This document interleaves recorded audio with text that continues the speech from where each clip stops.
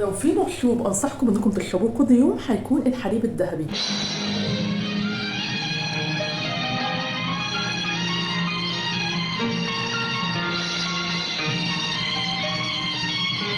وده لان فوائده كبيره جدا، بيحسن من وظائف الدماغ، بيقلل من التهابات المفاصل، بيدعم صحه البشره وبيقوي المناعه. متخيلين ان في وصفه بتظبط المود وبتساعدنا على الاسترخاء ومكوناتها سهله جدا؟ يلا بينا نحضر مع بعض الحليب الذهبي، وهو عباره عن 3 مكونات اساسيه اهمهم الكركم بالاضافه للفلفل الاسود واللبن. هنجيب حوالي كوبايتين من اللبن وعليهم معلقتين صغيرين من الكركم مع رشه خفيفه جدا من الفلفل الاسود عشان تدعم امتصاص الكركمين اللي في الكركم. لحد هنا احنا كده خلاص حضرنا الحليب الذهبي. في بقى مكونات اضافيه ممكن نزودها زي القرنفل او القرفه او الجنزبيل. الجنزبيل بيدعم التاثير المضاد للالتهاب بتاع الكركم، تقدروا تستخدموا جنزبيل بودر او فريش.